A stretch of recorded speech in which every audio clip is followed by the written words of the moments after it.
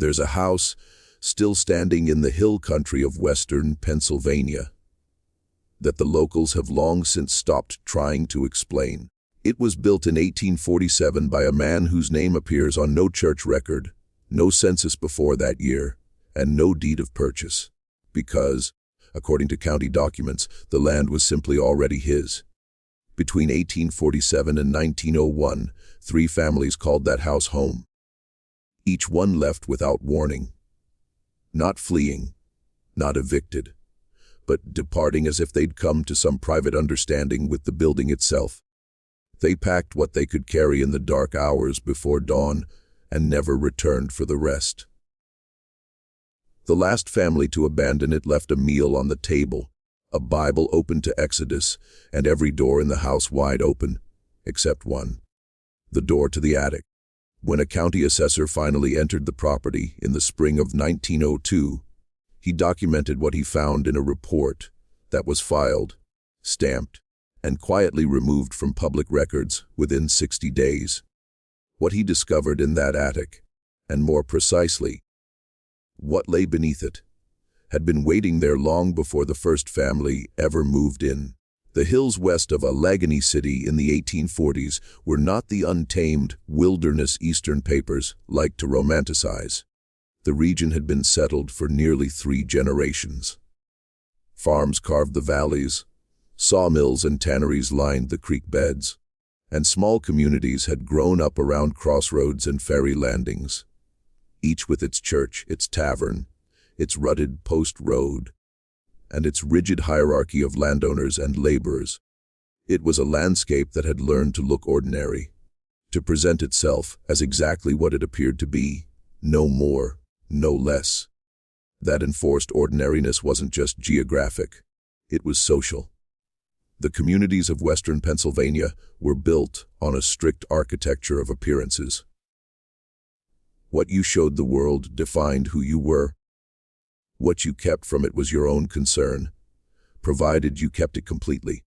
The county seat sat at the end of a 12-mile road that turned to mud each November and stayed that way until April. In practical terms, the communities along Brackner Ridge governed themselves for half the year. The justice of the peace, the church elders, the mill owners, these were the instruments of order, men who understood that the county was largely theoretical during certain seasons and weather conditions.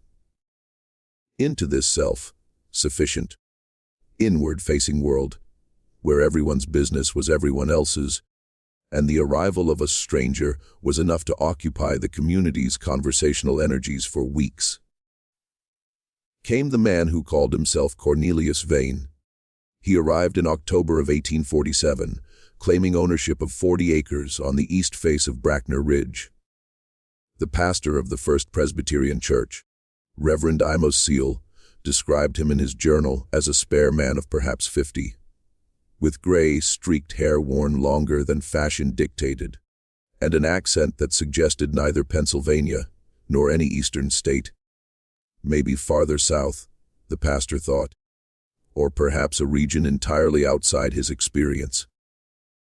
Vane carried a single trunk and came on foot from the direction of the Pittsburgh Road, though no one in Claiborne remembered seeing him pass through town, which was odd, since the town sat squarely on the only road from Pittsburgh, and its tavern was the natural stopping place for any traveler. He paid for 3 nights at the boarding house in hard currency, silver half, dollars of a date the keeper later said he hadn't seen in common circulation. On his second day, he walked to the county clerk's office and produced documents establishing his ownership of the Brackner Ridge parcel. The clerk, Hosea Crabtree, who had handled deed transfers for 19 years, examined them. He found them to be in apparent order, correctly formatted, correctly witnessed, stamped with what appeared to be the relevant court seal. The chain of title was plausible, Crabtree told a colleague, but unusual. It ran back only 4 transactions to an original grant that predated statehood, and Crabtree had no way to verify any of it. "I cannot say the papers are wrong," he said. I can say only that they tell a story I cannot check. Within 6 weeks, a house stood on the Vane property. That alone should have generated considerable talk, because 6 weeks was not enough time for a man working alone, or even with a capable crew, to construct a 2-story timber framed dwelling of the kind that materialized on Brackner Ridge. Neighbors who passed on the lower road and took the short detour up the ridge track to observe the progress reported hearing work at all hours, well before dawn and long after dark, in temperatures that made outdoor labor not just uncomfortable but dangerous. The sounds were those of carpentry, hammer, saw, the rhythmic third of a beetle driving pegs, but not a large crew, 1 or 2 workers at most, moving without pause through the shortest days of the year. When Jeremiah Out, who ran the nearest farm at the base of the ridge, rode up to introduce himself in the 3rd week of November, he found the house not only structurally complete, but furnished. Curtains hung in the windows. A kitchen garden had already been turned for winter, the soil banked over with straw. Firewood was stacked to the eaves of a woodshed that, somehow, was already built and roofed. And Cornelius Vane sat on the porch in the November cold without a coat, reading something he closed and set face, down before Ott could see the cover. Vane received him with courtesy, but offered nothing to drink, a breach of custom, especially in that season. He answered questions about his past with answers that technically responded without conveying anything of substance. He had come from a distance, had business interests in the region, had found the ridge parcel suitable to his purposes, intended to stay. He asked Ott nothing in return, which Ott noted as peculiar. Every new settler had practical questions about neighbors, the nearest mill, winter road conditions, the creek and dry season. Vane asked none of these, as if he already knew the answers. He bade Ott good afternoon after about 20 minutes, with the manner of a man concluding a formal appointment, rather than a neighborly call.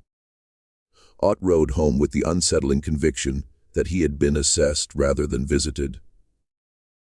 That Vane had wanted to see him, had perhaps been expecting him, and having seen what he came to see, was finished with the encounter. The house itself, as Ott described it, and as others later confirmed, was a capable piece of construction, solid, well-fitted, nothing ostentatious.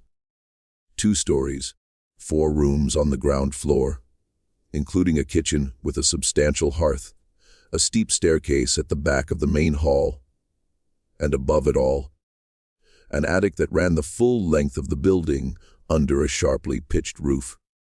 The attic was accessed by a door at the top of the rear staircase and had 4 small windows, 2 at each gable end, which let in enough light on clear days to work without a lamp.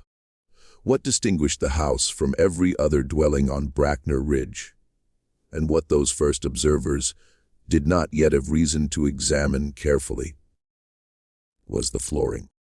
The ground floor used wide chestnut planks, perhaps 18 inches across, the kind of first-growth timber that was becoming harder to find even in the 1840s.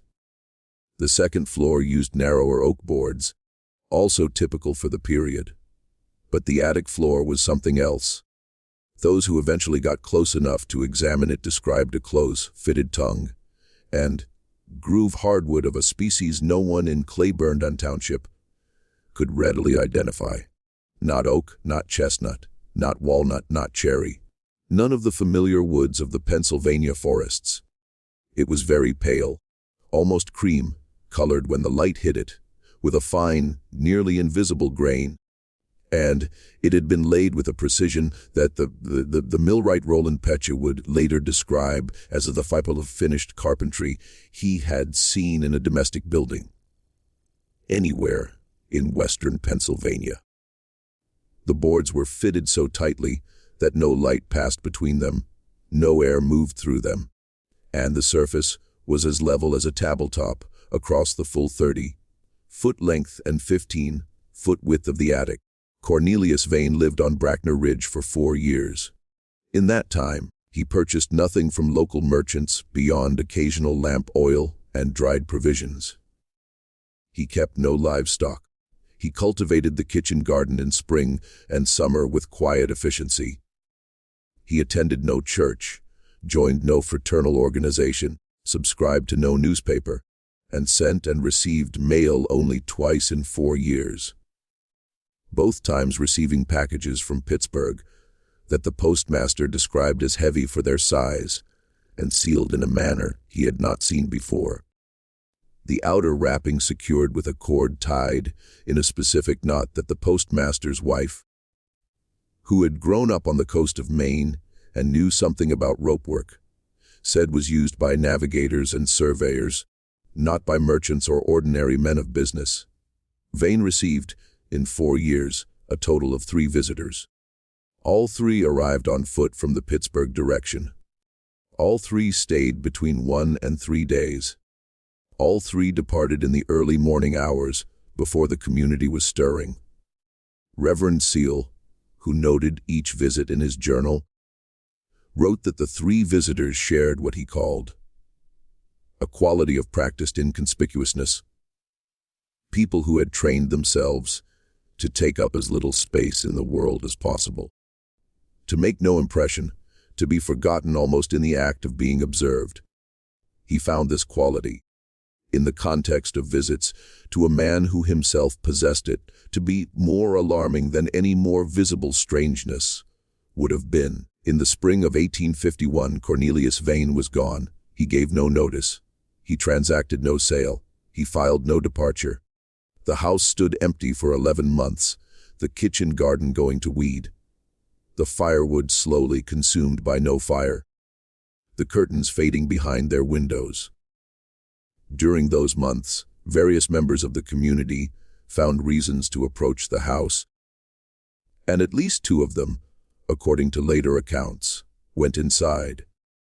Neither reported finding anything missing from the furnished rooms below. Neither admitted to having gone to the attic. The house had the quality, according to one woman who entered on the pretext of checking whether the owner might be ill, of a place that had simply been paused. Not abandoned, but set aside the way one sets aside a task that will be returned to. It was the community's collective assumption, never formally stated but clearly operative, that Vane would come back. This assumption held until November of 1851, when the first substantial snow fell, and it became clear that no one had banked the pipes or shuttered the windows or done any of the things a man does when he prepares a house for winter absence. At that point, the assumption shifted to something more unsettling, that Vane had not gone somewhere, but had simply ceased to be a presence in the landscape, as if he and the building had served their purpose to each other and released each other by mutual agreement. Into this vacancy, in the autumn of 1861, came the Petche family. Roland Petche had been trained as a millwright in Chester County and had done well enough for a decade before a combination of circumstances. A mill fire, a bad investment, a dishonest partner, reduced him to the category of a man who needed a free house, more than he needed the story attached to it. He filed for possession under the squatter statutes and moved his family in on a February morning when the snow was still deep enough on the Brackner Ridge track to make the wagon wheels cut down to the frozen mud beneath. His wife, Arlene, who kept a household journal, recorded the arrival in her usual methodical way. The state of the house, structurally sound but cold and in need of thorough cleaning. The quality of the Landells, better than the Ridge's reputation suggested, and the nature of the community, reserved but not unfriendly. She also recorded her first impression of the attic in that same entry, noting that she went up to assess the storage situation and found the floor unlike any she had seen in a house of this type. Pale and closely fitted, with a smoothness that seemed more like a piece of furniture than a floor. Roland Petch's reaction to the attic floor was immediate professional interest, followed by a conclusion he stated with the confidence of expertise. The floor was the finest work he had seen in a residential building. He estimated it had been laid by someone whose skill was entirely outside the normal range of rural Pennsylvania carpentry. Using a wood he could not identify from any of the species he knew from 2 decades of millwork. He tried to find the join between boards with the blade of his folding knife and could not. He estimated the thickness of the boards at somewhat greater than standard, consistent with a floor designed for heavy use or for sound absorption. A well-fitted floor of this thickness would, he noted, be nearly soundproof, which was an unusual feature in an attic that served no obvious purpose requiring soundproofing. He noted all of this to Arlene, and then, characteristically, set it aside as a practical matter resolved. The floor was excellent, which was a benefit, and its origins were none of his concern. Arlene Petch was not so easily satisfied. The daughter of a Quaker family from Chester County, educated beyond the regional average, she was by temperament disposed to examine things from multiple angles before settling on an explanation. In the early weeks of the family's occupation, she went to the attic several times for ordinary purposes: storage, retrieval, the seasonal rotation of household goods, and each time she noticed the same thing.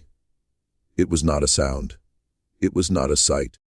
It was a sensation beneath her feet, persistent and difficult to describe, that the floor was not simply the topmost surface of the building's uppermost story, but a kind of boundary, a surface with something beneath it, that gave it a quality of weight and resistance different from what a floor over open air produces.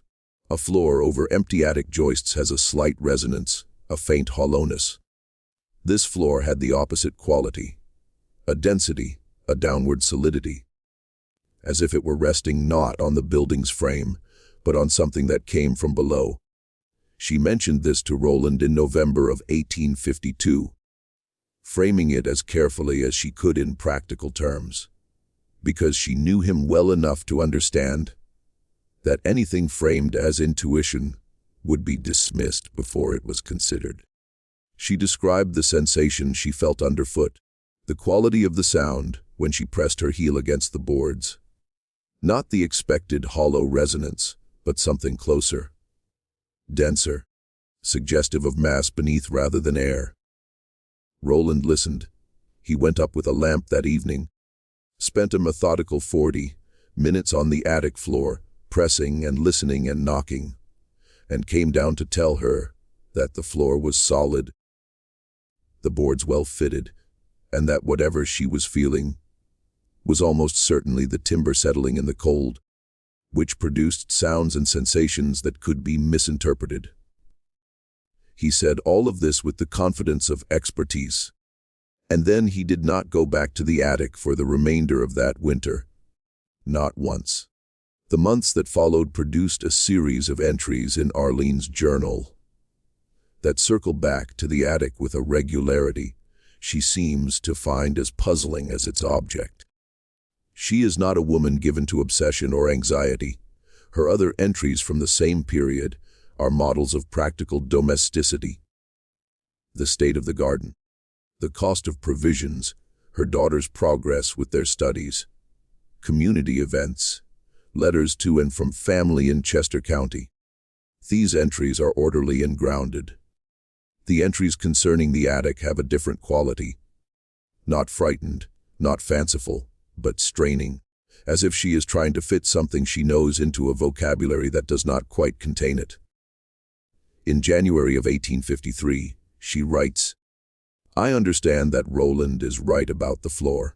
I understand that the sounds and sensations I notice there have explanations that a man who knows wood would find obvious." And yet she leaves the sentence there. The next entry is 3 days later and concerns the price of salt pork. She returns to the attic in April of 1853, but this time with a specific purpose. She wants to measure the distance from the attic floor to the ceiling of the room below and compare it to the corresponding measurement taken from outside the building. The distance from the eave line to the window, tops of the second-story rooms. She takes her measurements carefully and records them with precision. The external measurement gives her approximately 9 feet of attic space between the floor and the ridge beam. The internal measurement, taken by lowering a plumb line from a nail in the attic floor through the gap around the staircase opening to a point level with the second-story ceiling, gives her approximately 6 feet. She has 3 feet of attic floor that, by the measurement of the building's exterior, should not be there. She shows these measurements to Roland. He examines them, rechecks them himself, and offers an explanation. The attic floor has been built up on a substantial subfloor or sleeper system, which is unusual but not unheard of in buildings where the owner wanted an extremely solid, level attic surface. He says this with less confidence than his usual pronouncements. He goes up to the attic that afternoon with his measuring rod and spends more than an hour this time. When he comes down, he tells Arlene that the subfloor explanation does not account for the full discrepancy. There is, he tells her, approximately 18 inches that he cannot account for structurally. Space that by the outside measurement of the building exists, but that the internal structure does not acknowledge. He tells her this, then is quiet for a long time. Then he says, it is possible that the floor is not built up from inside the attic. It is possible that it was built down from something else. What he means by this, what Arlene understood him to mean, is that the attic floor might not be the floor of the attic at all. It might be the ceiling of something else, something that occupies the space between the attic's apparent floor and the actual structure of the building, something that enters from below rather than from above. Roland Pecci, millwright, practical man, a person who had spent his professional life in the concrete world of board feet and load, bearing joists and the physics of wood under stress, sat at his kitchen table in the spring of 1853 and said to his wife, in so many words, "I think the house was built around a room that was already there." The following August, he broke one of the boards. He had carried a heavy storage trunk up to the attic, and it slipped from his grip as he maneuvered it through the low attic door. The iron, bound corner struck the pale floor with force enough to split one board at the edge and lift it fractionally from its neighbor. The gap this produced was narrow, no more than an inch. He replaced the trunk over it immediately. But in the moment before he did, he held the lamp down to the gap and saw what was below. Not the underside of a subfloor. Not the darkness of a standard structural void. Steps. Stone steps descending, cut from single pieces of stone. The treads worn slightly in the center in the way that stone wears under the passage of feet over long periods of time. The walls visible in that brief lamplight were cut stone as well, fitted without mortar in the manner of construction far older than anything a man building a house in western Pennsylvania in 1847 would normally employ. Roland Pecci replaced the trunk over the cracked board, went downstairs, and told his wife to begin preparing for a move in the spring. He told her the board had cracked, and he had seen a structural void beneath it that needed addressing.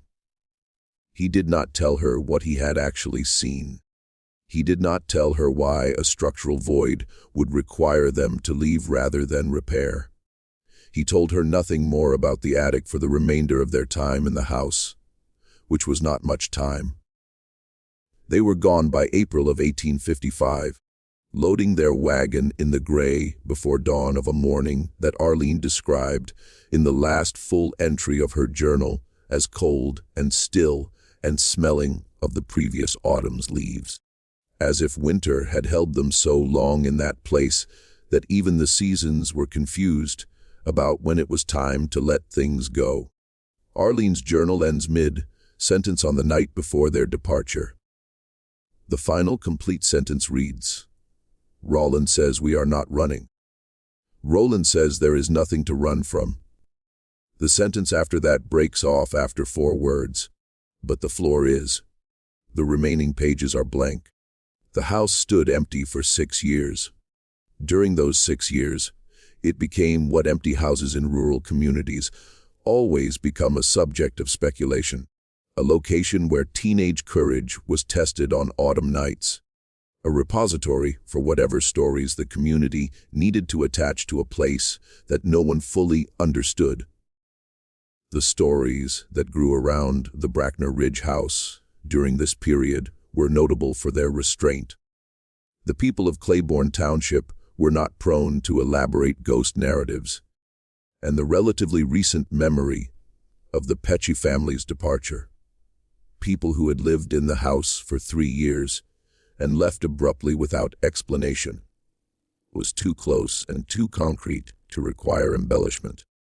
What circulated in the community was more specific than ghost stories. There was something under the house. Cornelius Vane had put it there, or had found it there, or had built the house to keep people from asking about it. The Petchy family had discovered what it was, and whatever it was sufficient to persuade a capable, practical man like Roland Petchy to leave a sound, weatherproof, rent-free house rather than remain in it. It is worth pausing here to note something about the stories that did not attach themselves to the Brackner Ridge house. During these 6 years, there were no reports of lights, sounds, or apparitions. No animals refused to approach it. No children told stories of figures seen in the windows. The house's reputation was not of the haunted kind, the kind generated by fear of the uncanny. It was of a different, and in some ways more durable kind, the reputation of a place known to contain something specifically and concretely that people had decided was better not to investigate. The distinction matters. Haunted places invite the brave and the curious because the stories attached to them are understood to be stories.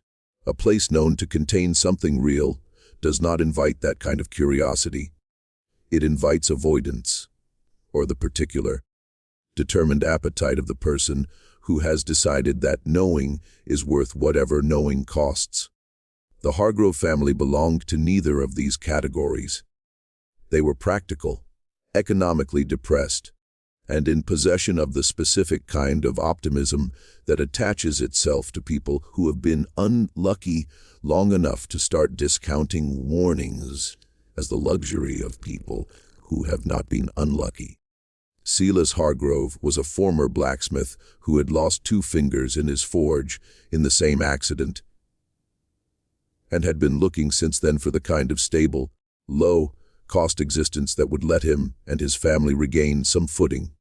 His wife, Constance, was a determined woman from a farming family in Ohio who had married Silas when they were both young enough to believe that determination and hard work would suffice. Their son, Derry, was 14 when the family arrived at Brackner Ridge in October of 1861, 1 month into the Civil War, old enough to understand that his father was a man reduced from what he had been, and young enough to believe that the reduction was reversible. They arrived on a clear October afternoon, with the leaves at their peak and the ridge country showing itself at its most persuasive. The house was sound. The kitchen garden had gone to volunteer growth in the 6 empty years, but the soil was good. The woodshed had collapsed on one side, but was repairable. Silas walked through every room on the ground floor and the 2nd story, tested the joists, examined the framing where it was visible, pressed his hand against the interior walls, and nodded at what he found. He went up to the attic and spent perhaps 10 minutes there before coming back down. He told Constance, "The floor up there is the finest work I've seen in a house of this class. I don't know what it is, but it's right. Whatever else is wrong with this place, somebody knew what they were doing with that floor."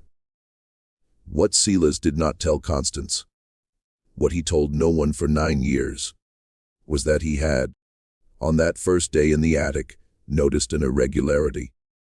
One board near the north wall was sitting proud of its neighbors by perhaps 1/4 of an inch.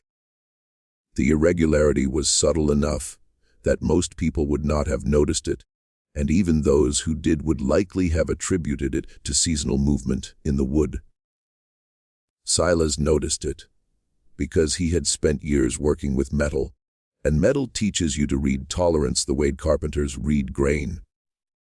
To feel the difference between a surface that is flat and a surface that is almost flat, but isn't, and to understand that the difference between those two things is never accidental in precision work.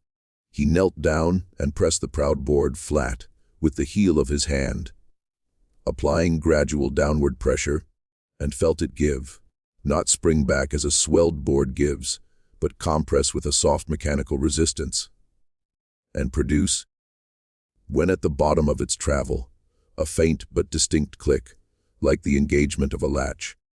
The section of floor that responded to this was larger than the board he had pressed.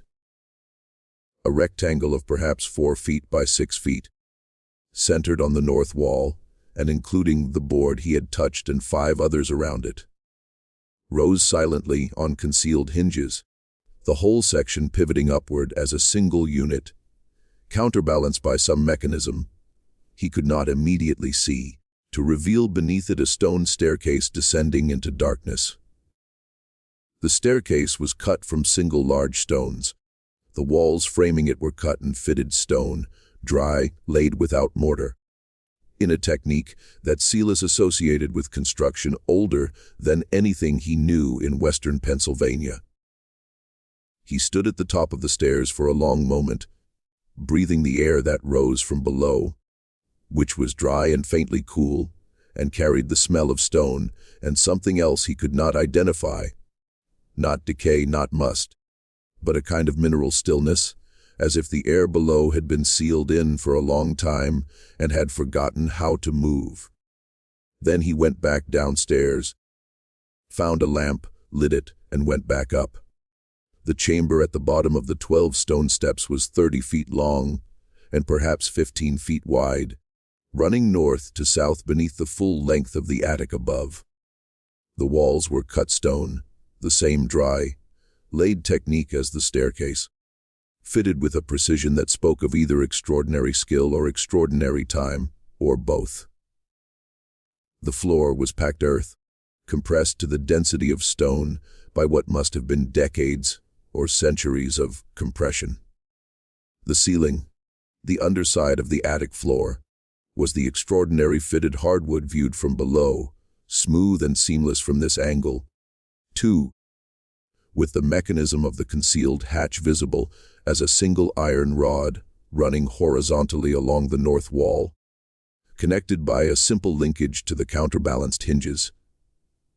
The mechanism was elegant in the way that very old, very well-made things are elegant. No excess, no decoration, each element performing its function with the minimum of material and the maximum of result. The chamber was not empty. Along the eastern wall, built directly into the cut stone, were a series of wooden shelves, deep, well constructed, fitted to the wall in a manner that made them appear as much part of the structure as the stone itself. The wood of the shelves was the same pale, unidentifiable species as the attic floor above. On these shelves were objects. Silas moved the lamp slowly along the row, taking his time, committing what he saw to memory with the care of a man who sensed that this was the only reliable record he was going to make. There were boxes, flat, document-sized, made of the same pale wood as the shelves, sealed at their seams with dark wax. He did not count them precisely. Later, he would estimate between 20 and 30, arranged in 2 rows on the deepest shelves, with spaces between groups that suggested either an original organizational scheme or the removal of some boxes at some previous time. There was a leather case of the kind that a surveyor or cartographer would use for rolled documents or maps, treated with something that had preserved it against the dry air. There were 3 lanterns of a design he had not encountered before. Elegant, clearly expensive, with reservoirs of what proved, when he tested the stopper of one, to still be oil, thick and dark but not degraded, the wick intact. There was a chest against the west wall, iron, banded and iron, locked, the iron showing only the faintest surface rust. The lock of a quality that made the iron chest at the county clerk's office look like a child's toy. And along the southern wall, arranged in a careful row on the packed earth floor itself, were 11 objects, each one wrapped in waxed cloth and tied with cord at both ends, each one approximately the size and weight of a ledger book. The seal on the wax that bound the cloth wrapping of the nearest object was pressed into the wax with a stamp of some kind, leaving an impression of a circle divided into 3 equal sections, each section containing a symbol. Silas looked at the symbols for a long time. He did not recognize them as letters from any alphabet he knew. Not English, not the German script of the Pennsylvania Dutch communities, not anything he could place. He thought about this. He thought about the dry, perfectly preserved air of the chamber, the lanterns still full of oil, the wax seals intact across all 11 objects and all the boxes on the shelves. He thought about the stone walls and the mechanism in the ceiling and the house built above it, built around it, built to cover it by a man who had arrived from nowhere with ownership papers that could not be verified and who had disappeared 4 years later, as quietly as he had appeared. He thought about all of this, and he made the decision that would govern his relationship to the Brackner Ridge house for the next 9 years. He would touch nothing. He would say nothing. He would go back upstairs, engage the mechanism, and live in the house as if the chamber did not exist. He told himself this was prudent. He told himself he was a man with a crippled hand, an ailing wife, and a son not yet old enough to be useful, and that whatever was in that chamber was either dangerous or valuable, or both, and that the intersection of those qualities with the circumstances of a man like himself was unlikely to produce any outcome he would want. He told himself, in the language of the practical man he understood himself to be, that he had found something that did not belong to him, and that the correct course of action was to leave it where it was. He told himself all of this, and it was true. It was all true. And he also knew, in the part of himself that was more honest than his reasoning, that what had stopped him from touching anything in that chamber was something simpler and more fundamental than calculation. It was the feeling, standing in the lamplight among the sealed boxes and the wrapped ledgers and the silent iron chest, that the objects in that room knew he was there, not in any supernatural sense. Silas was not a man for supernatural senses, but in the sense that objects arranged with deliberate care in a preserved space carry the intention of the person who arranged them. And that intention in this case communicated itself to him with perfect clarity. These things were placed here to wait, and the person who placed them chose carefully who would wait with them. And that person was not Silas Hargrove. He engaged the mechanism and went downstairs. He never told Constance. He never, in 9 years of living with it, stopped asking himself whether that was right. Constance died in the winter of 1868 of a fever that took hold and let go slow. In the weeks of her illness and the months after, The question of what she had not known about the attic of the house she had lived in for 7 years acquired a weight that Silas carried in addition to the ordinary weight of grief. He did not go back to the chamber. He did not tell anyone he stayed. What kept him there? In a house he could have left at any time. In a community he owed nothing to, with a secret beneath his feet that had cost him his wife's full knowledge of her own home. What kept Silas Hargrove on Brackner Ridge for 9 years after his discovery is a question his son put to him directly on the evening in 1870, when Silas finally spoke. Derry was 23, married to a woman named Lucette from a farming family in Westmoreland County, and beginning to understand that his father's health was failing and that the questions he did not ask now would not be answerable later. He put the question plainly, "Why did you stay?" Silas thought about this for a while and then said, "I stayed because leaving felt like trespassing, like I would be taking something with me that I hadn't been given." He paused, and then said something that Derry recorded verbatim in his later letter to his cousin in Ohio. "The room is not finished with its business. I could feel that as clearly as I can feel the cold. Whatever they put down there, whoever they were, it isn't done yet, and I'm not the one to interfere with it." Derry Hargrove listened to everything his father told him that evening.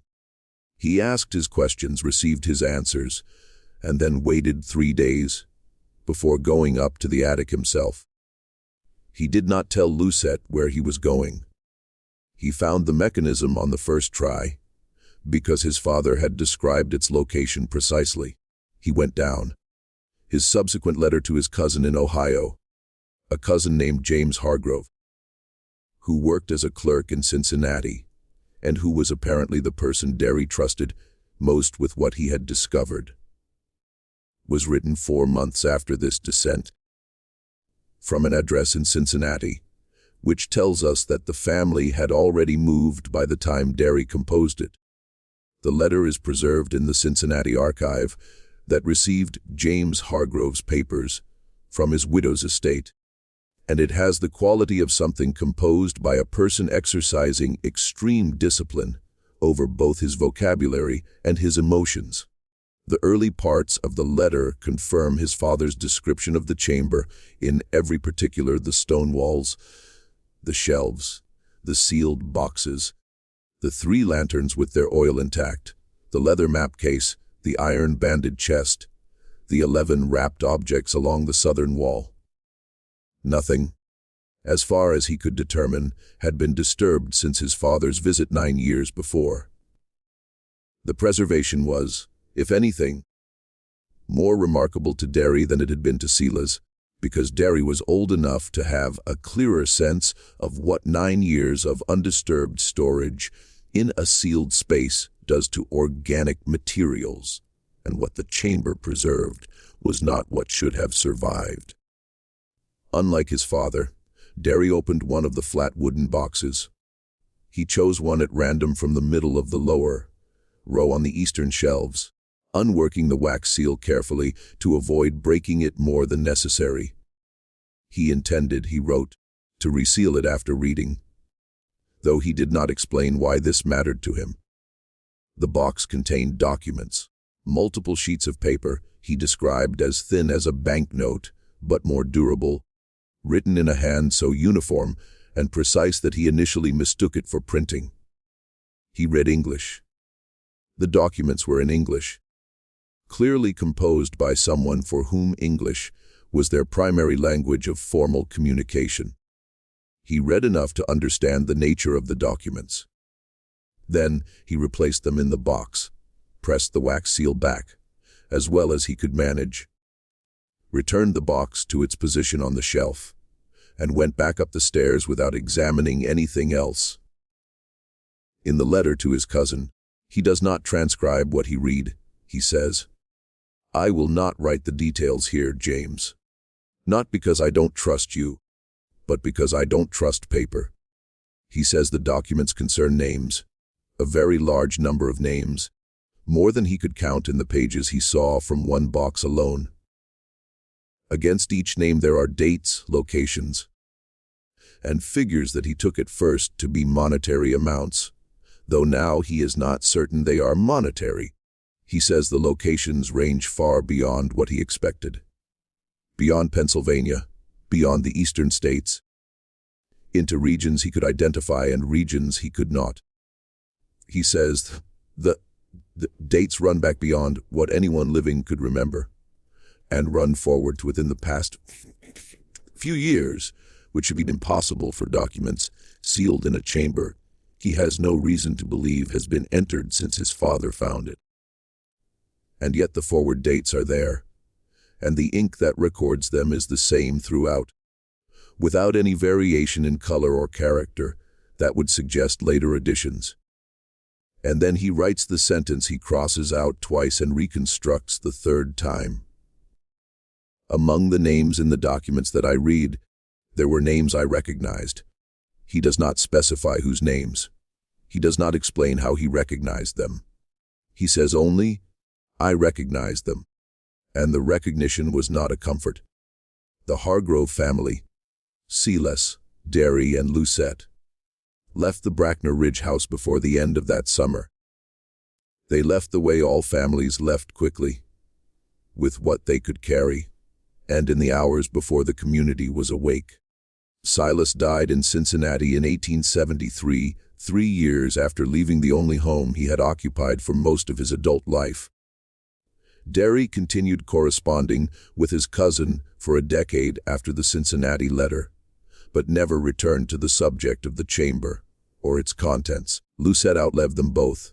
In the spring of 1904, a Pittsburgh Dispatch correspondent named Harlan Voss was working on a series of articles about abandoned properties in western Pennsylvania, a subject that had acquired renewed public interest as the industrialization of the region had left a scatter of farmland properties to wake of the population's movement toward the mule towns. Voss tracked down Lucette Hargrove, then in her 70s, living with a daughter's family in a suburb of Pittsburgh, and asked her about the house on Brackner Ridge, which had by then been demolished. Lucette granted him one interview. Voss's article, which ran in the Dispatch in May of 1904, quotes her sparingly. She says that she never went to the attic of the Brackner Ridge house and never asked her husband what he found there. She says, I knew he had found something. I knew it from the first week. A woman knows when her husband is carrying something that isn't hers to share. I made my peace with not knowing. Voss notes in the published article that Mrs. Hargrove, when speaking of the house, appeared not frightened, but relieved, as if the question had been put to her in a form she could answer without saying anything real. Lucette died in 1907. No other member of the Hargrove family left any account of the Brackner Ridge house. Now we arrive at the county assessor, and at the moment when the machinery of institutional management becomes briefly and imperfectly visible. His name was Ezekiel Morrow, and he had spent 20 years documenting properties for Allegheny County with the methodical temperament of a man who believed that accurate records were the foundation of civil society, and that the production of accurate records was therefore a form of civic virtue. He had seen in those 20 years the full range of what people build, store, abandon, and conceal, and he had developed a professional practice of treating what he found with the equanimity appropriate to his function. His job was to document, not to judge.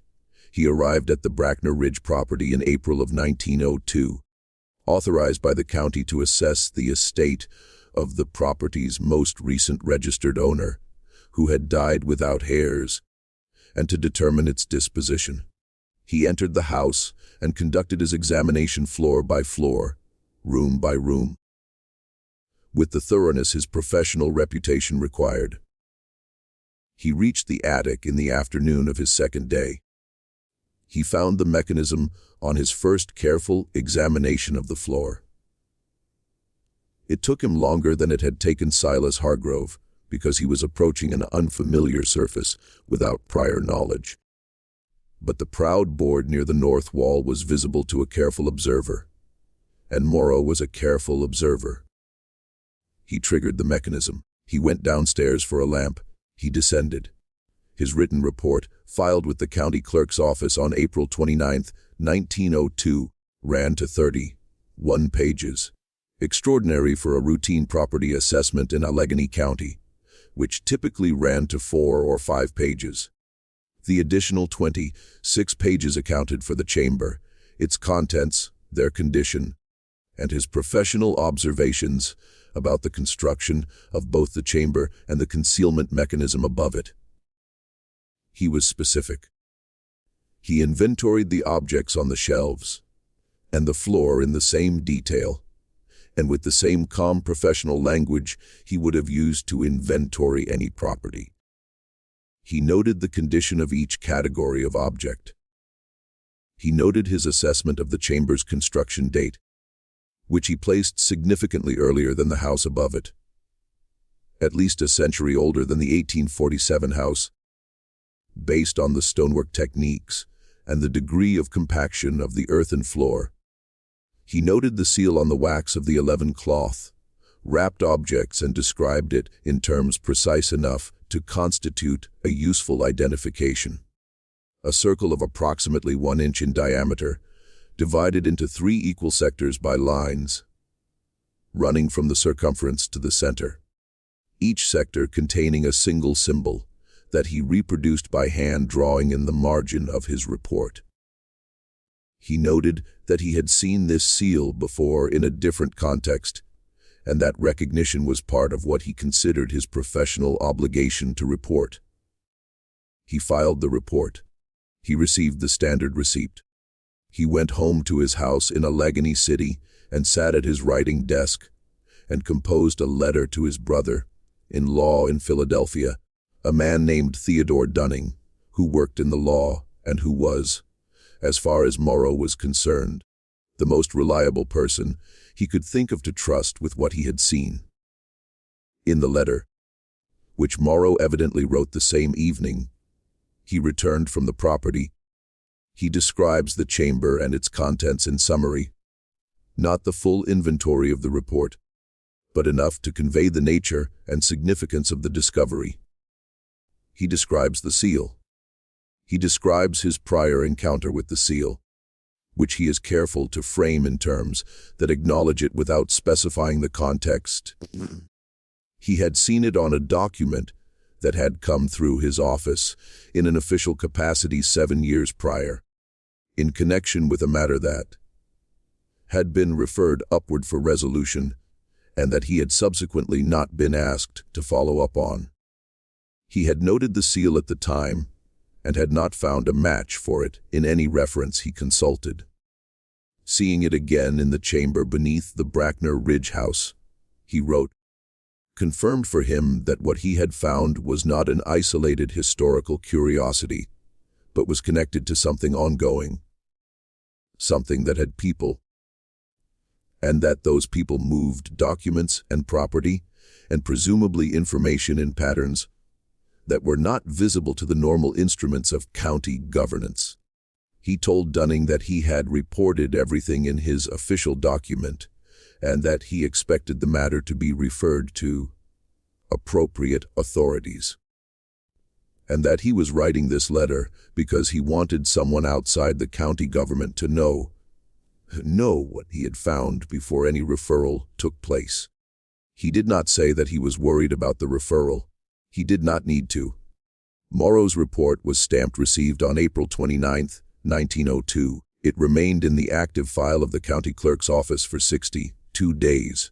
On June 30, 1902, it was removed from the active file and placed in a category designated in the clerk's internal system as pending resolution. Over the following 12 years, it was transferred twice between offices and ultimately appears in an inventory of materials transferred to the State Archive in Harrisburg in 1914. When researchers sought it in the 1940s, the 1960s, and again in 2003, the most recent search, conducted by a historian of Allegheny County land records who had encountered a reference to the report in a secondary source and requested it by its original reference number. It was not present in the archive. The archive's response to the 2003 request stated that no record matching the reference number had been received from any transferring office on May 12, 1902, 13 days after Morrow filed his report. 9 days before it was removed from the active file. A farmhand employed on what had by then become the Ott grandson's operation at the base of Brackner Ridge observed 3 men arriving at the Vane House property in a hired wagon from the Pittsburgh direction. He observed them entering the house, and he observed the wagon being loaded that evening with a number of large wooden crates that had arrived empty and departed heavy. He reported this to Reverend Aldous Crew, who recorded it in his parish journal that evening with characteristic precision. 3 men, unknown, wagon hired from Pittsburgh, arrived mid-morning. They departed approximately 4 hours before sundown with crates of significant weight. Crew noted that the men had not stopped in the village, had not identified themselves to anyone, and had conducted their business at the Brackner Ridge property with the speed and efficiency of people who knew exactly what they had come to do. Within 2 weeks of this observation, the Brackner Ridge property changed hands in a transaction recorded at the county clerk's office, sold to a Pittsburgh businessman whose name appears in the deed and nowhere else in any record that subsequent researchers have located. No business registration. No other property transaction, no correspondence, no mention in any Pittsburgh directory of the period. The house was demolished the following spring. Concrete was poured over the site. A dairy operation was established there in the 1910s and ran until the 1940s. The ridge is farmland now, unremarkable, indistinguishable from any other ridge in this part of western Pennsylvania. Ezekiel Morrow retired from the county clerk's office in 1906.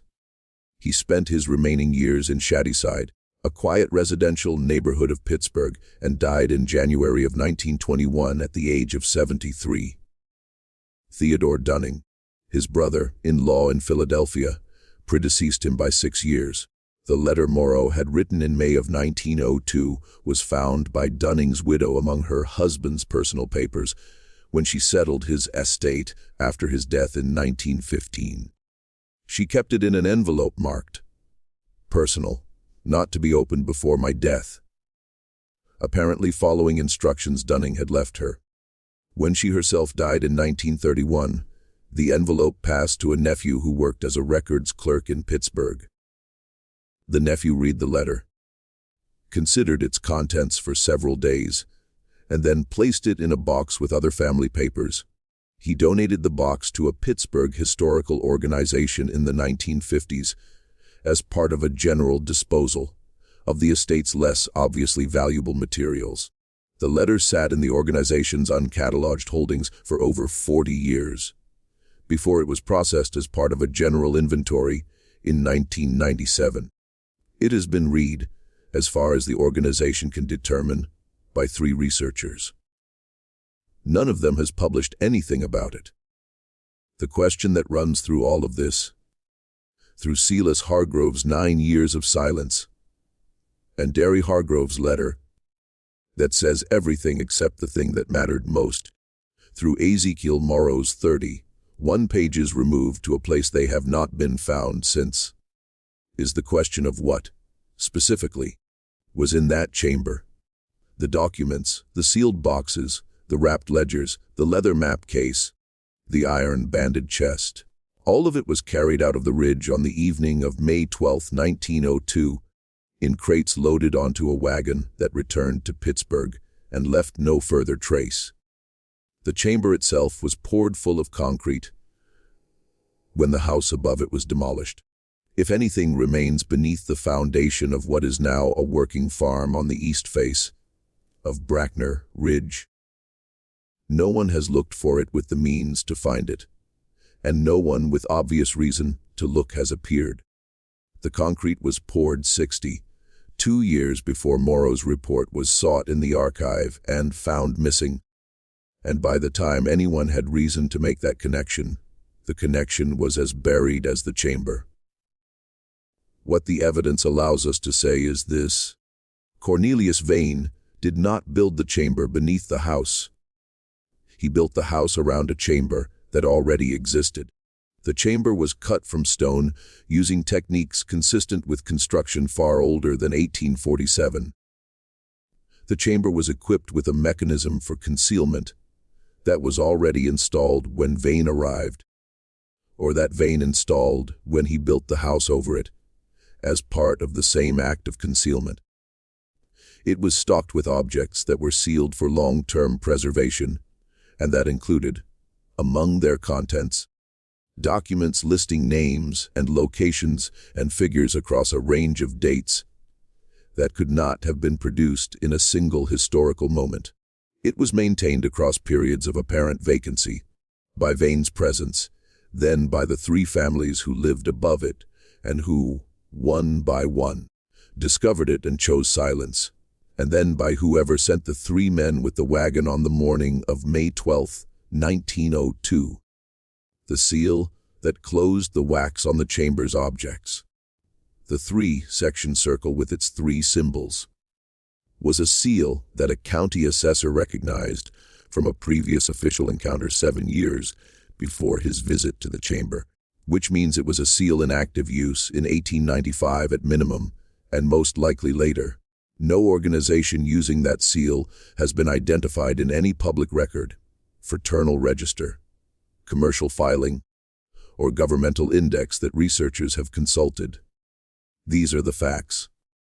The facts describe an infrastructure, not a building, not a family secret, not the idiosyncrasy of a single eccentric man, but an infrastructure, a system for storing, preserving, and eventually recovering information and material of a nature and importance that the people managing it had decided, over a period of decades and perhaps much longer, was better kept beneath a house in rural Pennsylvania than in any location accessible to the ordinary instruments of public record and institutional governance.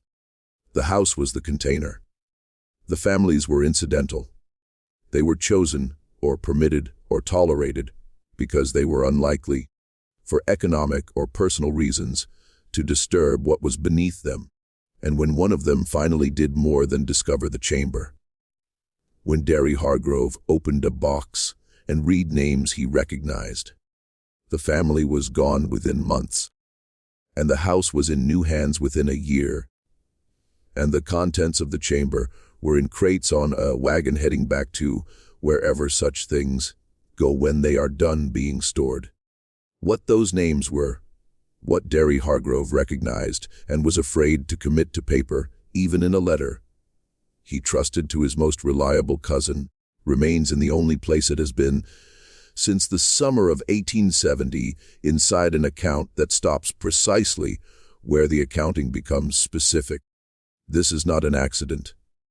It is the most deliberate thing in this entire story. The decision made independently by Silas Hargrove, by Derry Hargrove, and by Ezekiel Morrow to leave the content out. Silas touched nothing. Derry read and did not transcribe.